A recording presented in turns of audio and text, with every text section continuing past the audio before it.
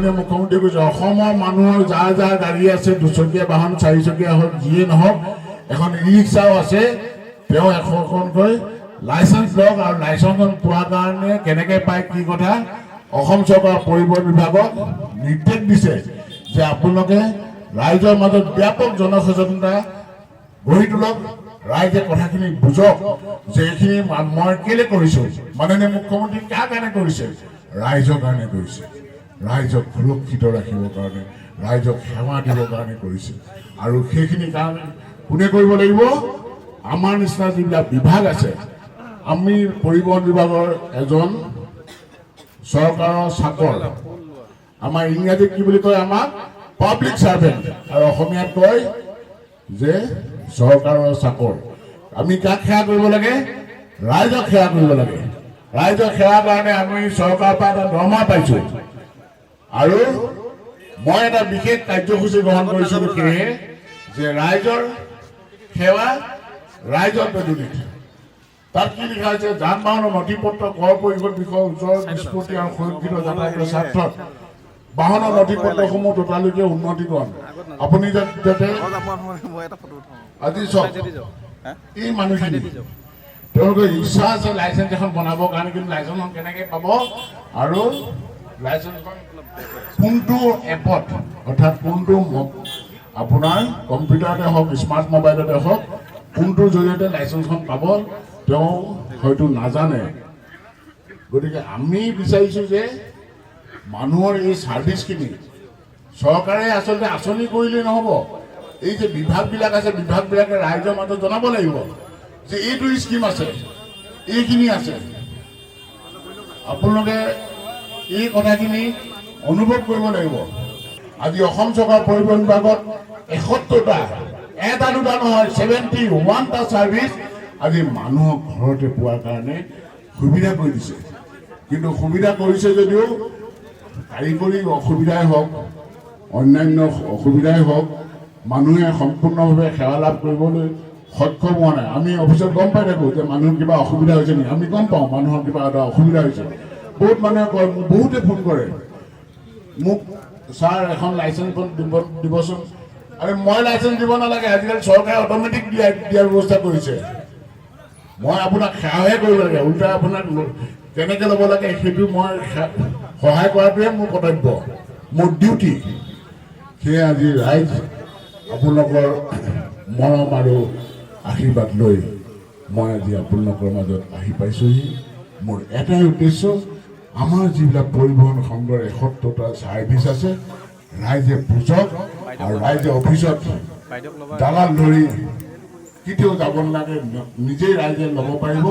আৰু নিজে নোৱাৰিলে কমন ছাৰ্ভিচ চেণ্টাৰ হওক পাব্লিক ফেচিলিটেশ্যন চেণ্টাৰ হওক তাত যাওক আৰু তাতো নোৱাৰিলে যদি আমাৰ আজিকালি ফোন নাম্বাৰ আছে তাত হোৱাটছআপ কৰিব মোবাইলত ফোন কৰিব বা অসুবিধা নহ'লে বোলে নাই সময় আছে মই অফিচলৈ যাওঁ ছাৰকো লগ পাম ছাৰকো চাই আহোঁ আৰু মোৰ সমস্যাটো দূৰ কৰোঁ তেতিয়া সদায় মষ্ট ৱেলকাম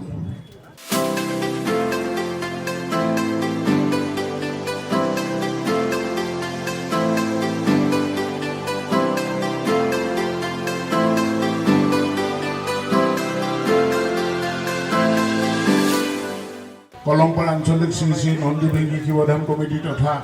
কলমপাৰ আমাৰ স্থায়ী বজাৰ সমিতি মই বিশেষভাৱে কৃতজ্ঞতা জনাইছোঁ আজি তেখেতলোকে মোক লগ কৰিছিলে তেখেতলোকে অনুৰোধ কৰিছিলে যে আপুনি ফেব্ৰুৱাৰী মাহত এটা বিশেষ কাৰ্যসূচী লৈ আছে বোলে ৰাইজৰ সেৱা ৰাইজৰ পদূলিৰ যিটো কাৰ্যসূচী আমাৰ কলমপাৰ বজাৰতো এটা কাৰ্যসূচী ল'ব লাগে যিহেতু ইয়াৰ মানুহখিনি আমাৰ কামৰূপ মহানগৰ পৰিবহণ কাৰ্যালয়ত বা কামৰূপ মহানগৰত আহি পৰিবহণৰ যিখিনি সেৱা লাভ কৰিবলৈ সক্ষম হোৱা নাই আৰু তেখেতলোকৰ সজাগতাৰ অভাৱ আৰু আপোনাৰ কথা শুনি থাকে আপোনাক আমাৰ ৰাইজে চাব বিচাৰিছে সেইকাৰণে আপোনালোক আহিব লাগে গতিকে ৰাইজৰ যিটো দাবী আৰু ৰাইজৰ যিটো মোৰ প্ৰতি মৰম সেই মৰমটোৰ কাৰণে আচলতে মই আজি খুব ব্যস্ততাৰ মাজতো আপোনালোকৰ মাজলৈ আহিছোঁ আৰু বিশেষকৈ আহিছোঁ অসমৰ মাননীয় মুখ্যমন্ত্ৰী ডক্টৰ হিমন্ত বিশ্ব শৰ্মা মহোদয়ৰ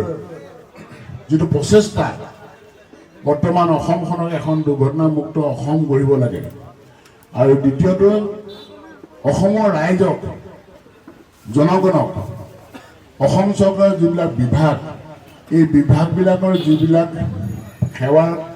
কথা থাকে, যিবিলাক ছাৰ্ভিচ আছে ৰাইজৰ প্ৰতি যিটো দায়বদ্ধতা,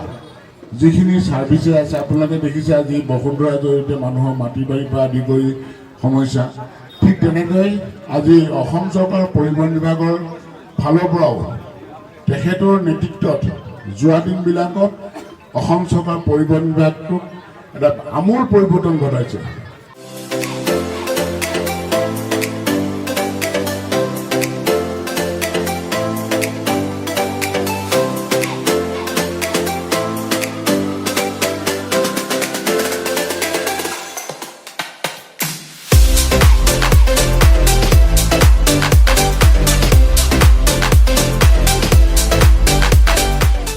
আজি